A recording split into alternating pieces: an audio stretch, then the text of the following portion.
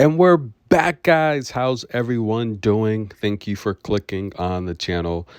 I'm your host, Good Energy. It's all about the good energy. And we're back. WTA 1000. And again, you guys know I've been supporting these amazing ladies for years. A lot of philanthropy. I donate a lot to a lot of the tennis organizations. And we just want to make tennis available for all of the boys or girls, the men and women all over the country that really can't afford it, right? There's a lot of neighborhoods, a lot of areas in this country where people are struggling.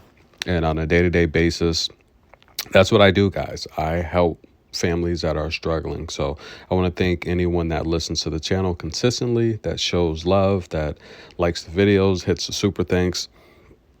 I appreciate all of it. So let's get right into it. We have Doha, WTA 1000. And of course, we have the future of tennis. What do you guys think? We got a really great match here. We have Coco taking on Marta. Now, the head-to-head, I wouldn't say it's lopsided, right? It's 3-1 for Coco, but these have been some tough matches, right? And we're going to see if Coco can win yet another 1,000. Iga Swiatek's the champion here.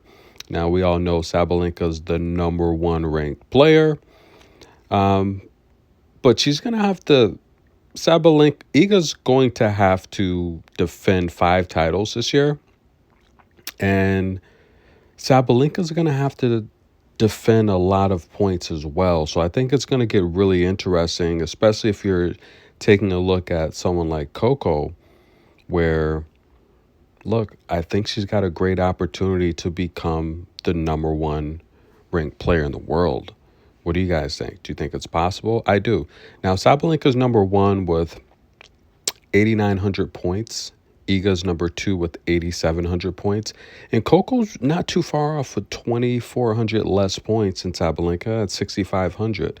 Then it gets down to Jasmine Paolini, who has 5,200 points. Now, here's the thing. Iga's got to defend these 1,000 points. If she doesn't, Iga could... Let's say Iga doesn't defend. Let's say she doesn't even make it to the championship match here. Maybe early exit. Coco wins. Coco can propel herself to possibly 7,500 points. If Sabalenka doesn't win, of course, she's not going to finish with 8,900 points. I mean, last year, how far did Sabalenka go last year? Let me see if I can remember here. So Iga won the final. We know that. I mean, Pliskova, she had a walkover. She beat Rybakina in the championship match. I don't even think Sabalenka made it to the quarterfinal. Did she even play Doha? I don't even think she played Doha. I doubt she played Doha last year. If I can remember, I don't think she played Doha because I mean, she had so much success from the Australian Open. I don't think she played Doha. I think she had a break. So Sabalenka, for the most, she's going to pick up points here. So Sabalenka's not going to lose points. So, all right, so let's back up a little bit. So Sabalenka, 8,900 points. She's going to add to her lead. So right now, Coco, for the most part, if she wins the tournament and Sabalenka doesn't, then she can gain points over Sabalenka. If Iga does not win and Coco wins, she's going to gain points over Iga, or as long as she goes deeper in the draw than Iga.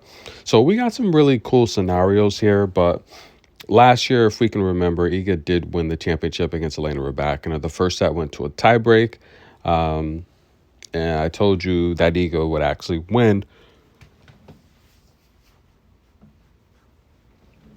We all know that Rybakina is one of the few players that just has the power to really disrupt what Iga wants to do, but last year I did tell you that Iga would win. So, and Iga was, I think it was like an even type of matchup, which is pretty cool to see.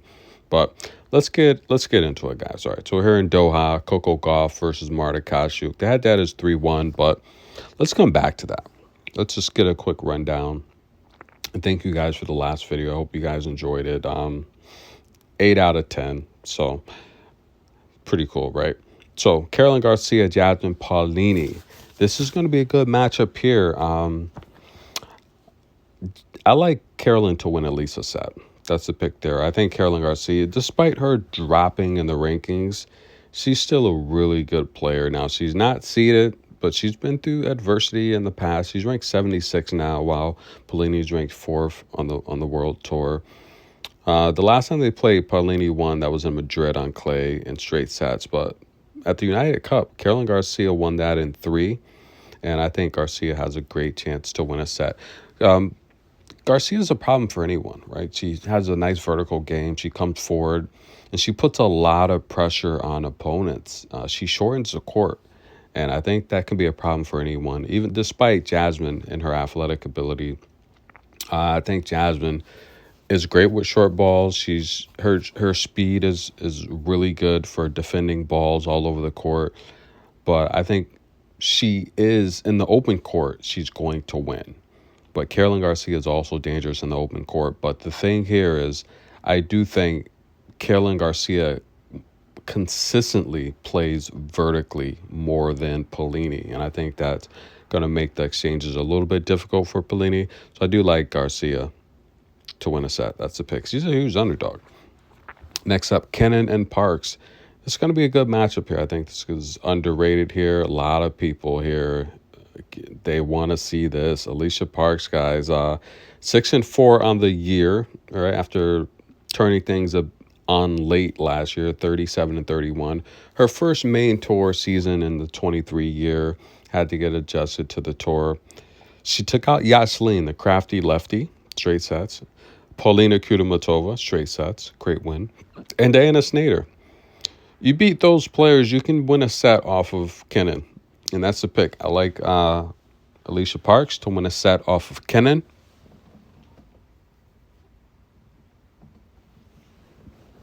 I think Parks' power is going to be an issue for Kenin in some of these exchanges. These courts, they play a lot like indoor courts. And I think that's why Parks is thriving well here, because her speed. Anytime you can show your speed and explosiveness, wide serve, followed up, +1, overhead volleys. Alicia Parks, a lot of power. She puts a lot of stress on opponents. And Kenin's, I've said in the past, great shot maker, but she's not the fastest. She's not the most athletic. Parks is going to have the advantage in a lot of these exchanges, the way she moves, the way she's so explosive. So I like her to win a set as a huge dog. Lisa Mertens and Bucsa. It's going to be a good match. I like these ladies. Christina's coached by her father. I've just talking about her progress. She's getting really, really good. She's better. I guess it's a better term. She's getting better. And listen, guys, look, excuse my voice. It's early. I actually had a nap. Just gonna get up, get some work done, really quick here. But I figured, why not just take a look at these matchups? So a little tired. You can hear it in my voice, but thank you for tuning in. Look, I like Christina. I think she's getting better and better. But I think Mertens is in good form right now. So I like Mertens to walk away with the win here. Linda Noskova and Yulia Putintseva. This is going to be a good matchup here, guys. Now, they played once, and Putintseva won that at the U.S. Open. Very important matchup. Linda, 5-4 in the year, kind of struggling. She beat Donna Vekic, which I thought Vekic would do a lot better. This matchup here, Yulia is going to have, I thought the win over Uchima was a good win. Now, this is the type of matchup here where Linda can go long rallies, but she doesn't really want to. She's like Petra Kvitova, right? Coached by the same coach, Hall of Famer, Slam champion coach. I do think that she can go longer rallies, but she doesn't necessarily want to. I think those types of players play into Yulia's hands. So I think Yulia can win. I think she can beat Linda. She's proved it. But I do like Yulia Putintseva to win a set. That's a pick there. Next up, we'll get back to Coco. We have Elena Rybakina and Peyton Stearns. It's going to be a good matchup here. Peyton Stearns, I feel that she's progressing as she should, right? And a lot of people forget. I mean, she's only like, I think she's going to be like 24. She's only like 23 years old. She's not that old. She's still learning. And again, that just goes to show how great Coco is. Coco's 20. She's been doing this for 5 years on the main tour. She beat Diana, which is a good win.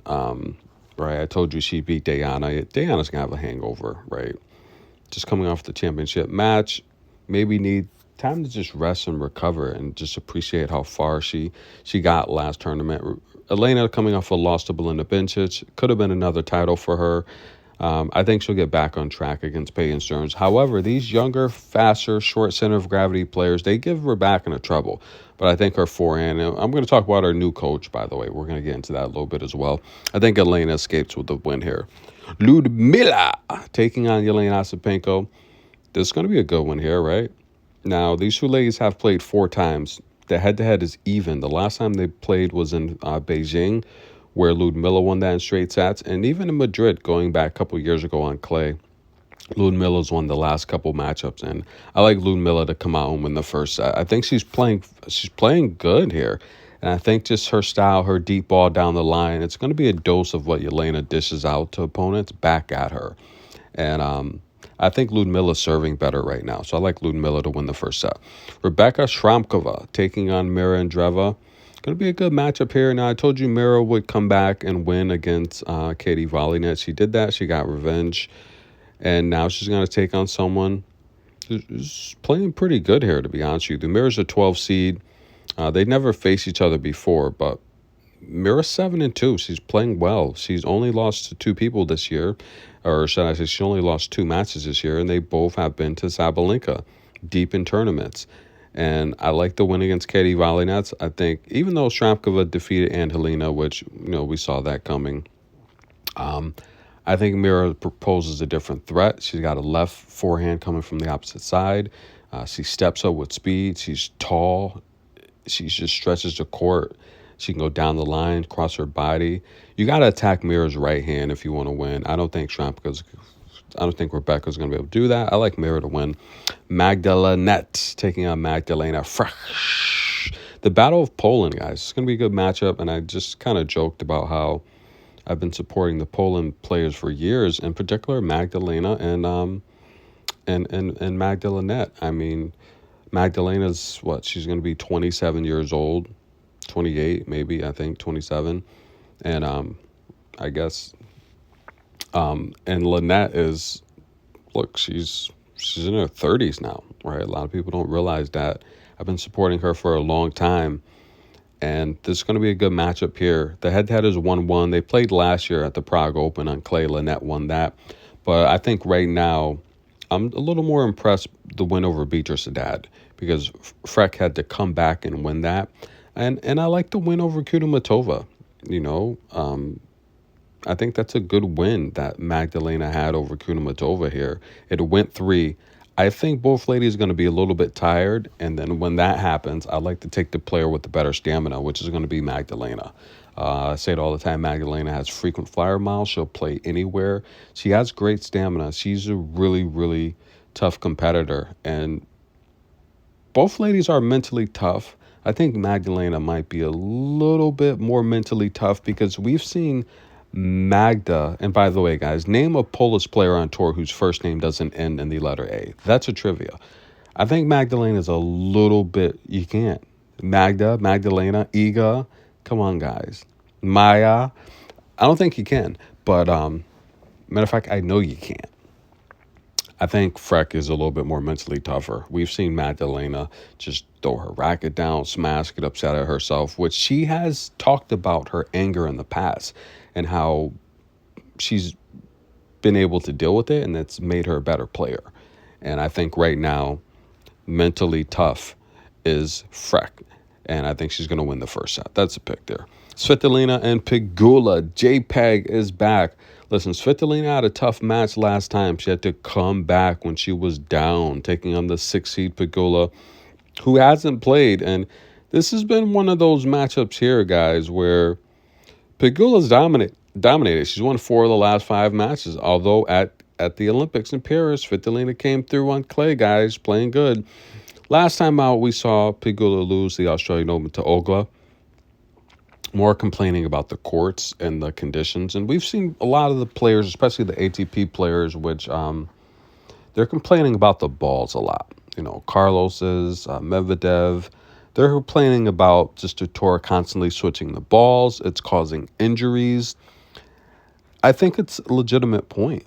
Imagine a quarterback having to play with different balls every time out. And Tom Brady, look, deflate gate, we all know that, right?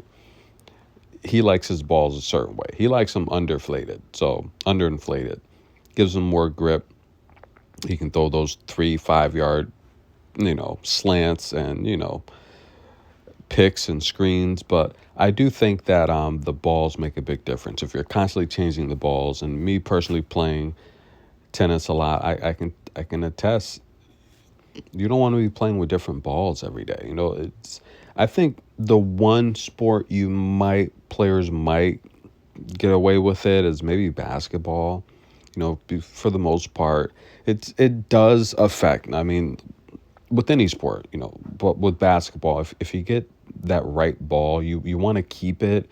You see a lot of players that go to the court, they want to fill the balls, and they pick the right ball that just has that grip and feels good in their hands. But I think the one sport where you can get away with messed up balls is basketball. But again, if you get a little orange, rubbery, cheap ball versus, Spalding or a nice Wilson, you're not going to play with that cheap, orange, rubbery ball. So balls do make a difference, but it's also mental as well. I do think, though, constantly changing the balls is causing players to get injured. I mean, Medvedev, Fritz, Carlos, they've talked about it. And I think Fritz talked about how just the balls he had to overextend on his forehands, and it caused an injury. Pegula complained about the court conditions at the Australian Open. Doha, one of the better tournaments. I think she gets back in the win column. She can do everything Svitolina can do, and the head-to-head has shown that she's got a slight edge when it comes to just overall shot-making ability. I think the problem Pegula presents for Svitolina is she plays so good inside the baseline, where that puts a lot of pressure on Svitolina. It shortens the court, and I think she's going to do the same here. She's going to shorten the court against Svitolina, preventing, if you guys watch that matchup against Svitolina versus actually we go back a little bit against I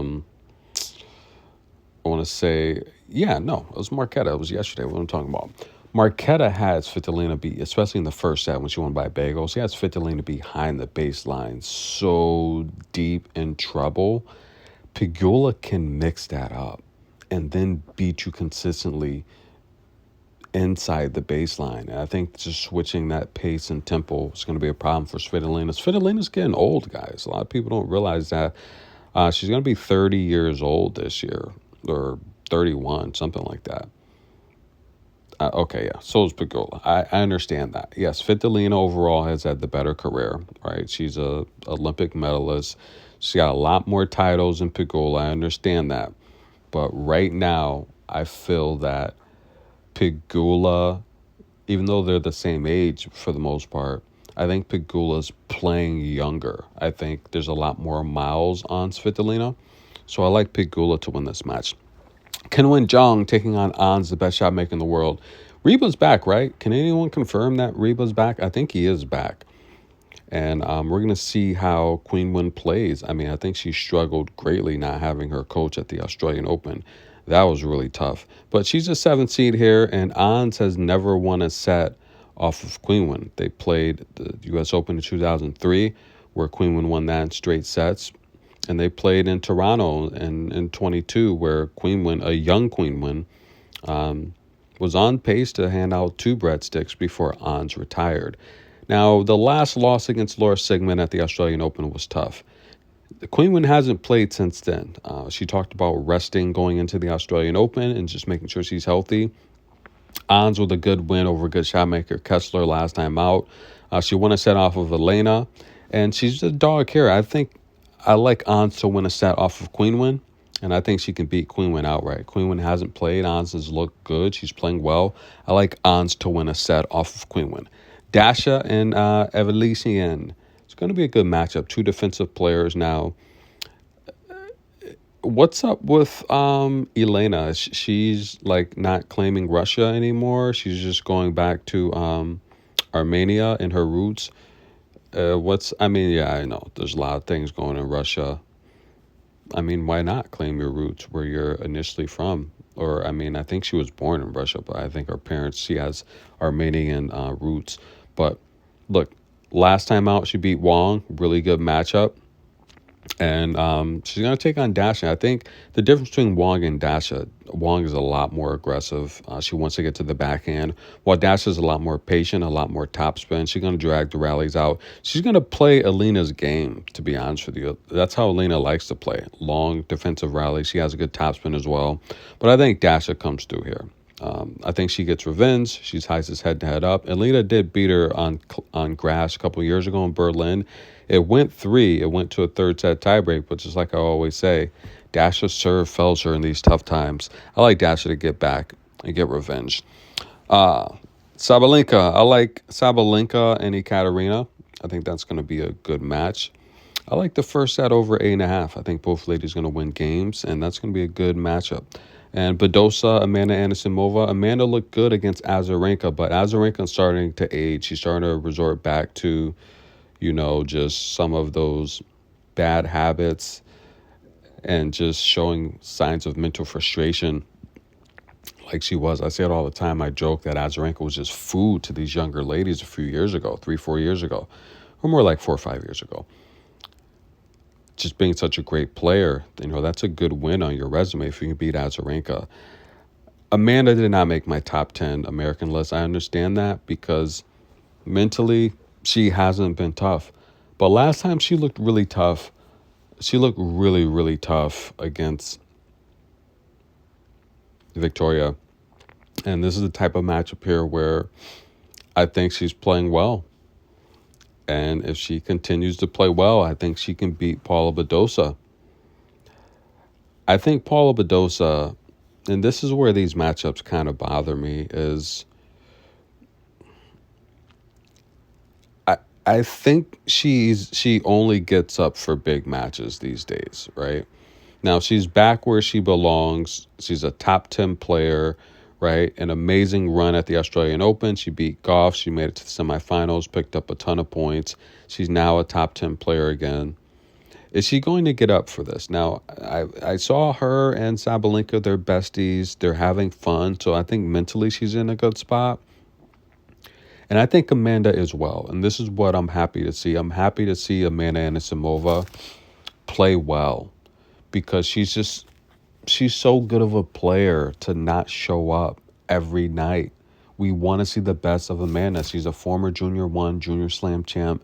She was big time coming onto the main tour, and she had success early on in her career, but just so many things. And tennis is such a mentally challenging, grueling sport that a lot of people don't make it. But she still got 2 main tour championships you can't take away from Amanda, right? Emma Raducanu, a page from her book. She won in 19 Bogota. That was a clay title. And then she won the Melbourne Somerset, defeating Sasnovich a few years ago after she was actually down a set and a break. She actually showed mental toughness and came back. If she does that here, she can do well. But I think Paula Badosa, I think Badosa is going to come out and win the first set. So that's the pick. I like Badosa to win the first set. Now let's get to the main event. Coco Gauff versus Marta Kostyuk. This is going to be a good matchup, guys. Really, really good matchup. Oop, there goes my remote. I was just watching a little bit of TV before I hopped on the microphone here. Now, all right, so Coco owns a head-to-head. She's actually, I wouldn't say dominated Marta. I mean, they've played 4 times. Coco's won 3, but they've been challenging matchups. 3 of the 4 matchups have gone 3 sets. That's right, ladies and gentlemen. And the interesting thing about it is, well, Marta gets off to a very good start against Coco, right? So the last time they played was in Wuhan, where that was last season. Coco won that in straight sets. That's the only time she's beat Marta in straight sets. Previously, Marta won in Stuttgart, where Coco had an insane amount of double faults. I want to say she had like nearly 20 double faults. And it was insane because Coco was up a break in the third set. She won the first set. They were on serve for most of the second set. She had a chance to go ahead and win the match in the second set. In the third set, she was up a break, and she was up, I want to say, if I recall, Coco was up like 4-0 in the tie break. If I'm not mistaken. I could be mistaken. Coco was up big in the tie break, if I'm not mistaken. But even before that, Coco had a chance to serve this match out. It was freaking insane. But prior to that, they played at the Australian Open, where that 24 match, I want to say that was in a quarterfinal. Amazing win from Coco, right? Coco won the first set. Again, up big in the second set. She slacked off. Marta came back, won the second set tiebreak, and then Coco just went off, right? She just showed the level of stamina difference between her and Marta, and she just dominated that third set 6-2. They played the first time at the Adelaide International 2, where Coco won that. She won the first set again. Coco comes out and plays well in the first set. A first set matchup here, this is where it concerns me, right? Because Coco has not played since Badosa in the quarterfinal, while Marta's played the last match against Samnes. And this is where I think a page from her book comes into play, where Osaka told you, I like it. She said it's not bad, not having, such a good ranking, because in these Master 1000s, I get to play an extra match and I get to get used to the courts. And I feel the extra match is good for me. It helps me get my rhythm. And when you have a matchup like this, I think the advantage Marta's going to have is she's used to the court. She's played a very tough opponent that can make shots. Samnes is a good matchup. It's a good warm-up, because even though she doesn't have the power, she's really good between the lines. She's like a younger Pegula in some aspects. She just doesn't have the power, but she's really good between the lines, and I've told you that.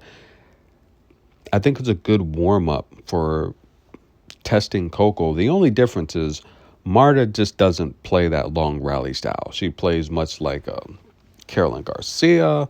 She loves to come forward. She plays her best tennis inside the baseline.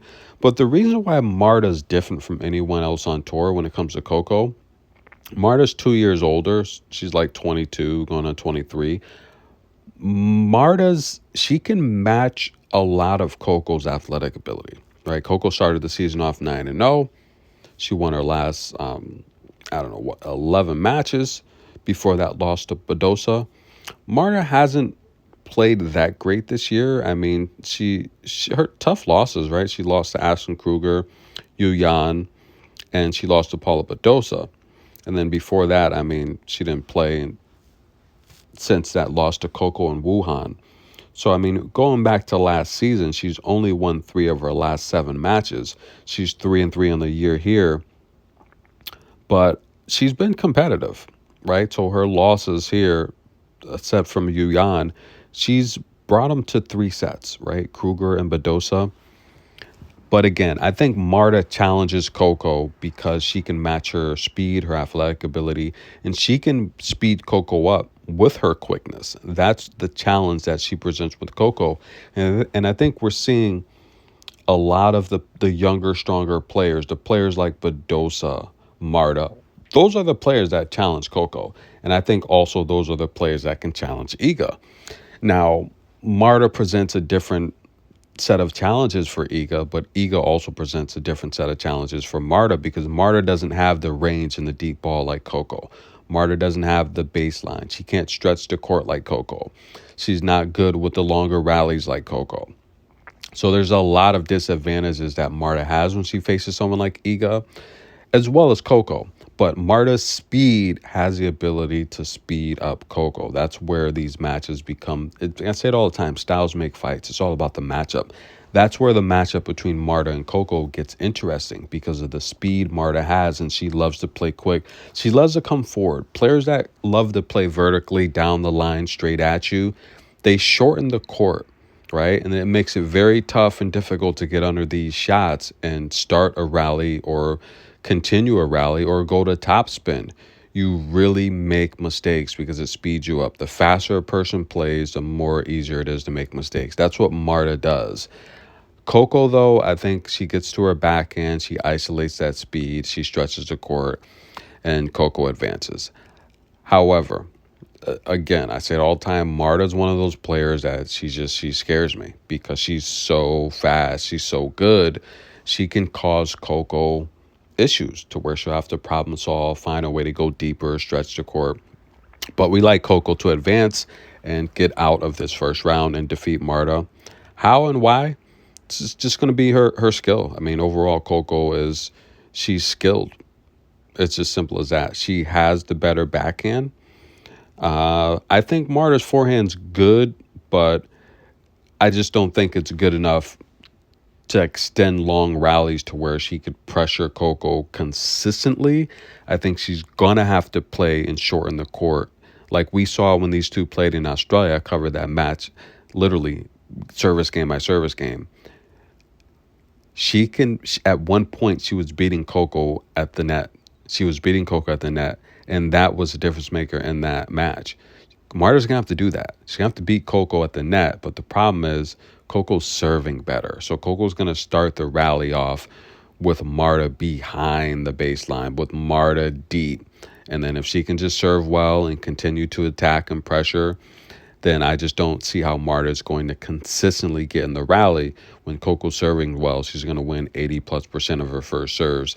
And that's where the problems are going to be presented for Marta. She's going to be behind the back foot to start the rally. And that's going to be the challenge here. Marta gets frustrated. She starts making mistakes. She starts playing down. And from there, it's going to just be downhill. The winner of this will take on the winner of Magdalena or Magdalena Freck. I think Coco clearly wins that. And that's going to set up a quarterfinal matchup where potentially we could see Coco and Badosa again. You know, Emma Navarro's also hanging in the mix against Layla. Layla won. Like I said, she would beat Navarro. So Layla beat Navarro. So Navarro I just felt she resorted back to just going through the motions. I mean, she just hasn't looked herself. And she's going to have to get focused because Navarro hasn't looked good. So we could potentially see another Layla Coco matchup or possibly Badosa and Coco, which I think Coco plays her game and Badosa's forehand's not hitting like that at the Australian Open. And I think that Coco will be fine. She'll beat Badosa this time around. So I like Coco to advance. I like her also to get past the winner of Lynette and Freck and set up a showdown possibly with Paula Badosa. And that's going to be fireworks, guys. A matchup with Coco, Paula Badosa in the quarterfinal. We want to see that. Tennis in a minute. Thank you guys for the love and support. And I'll see you soon. Enjoy the matches.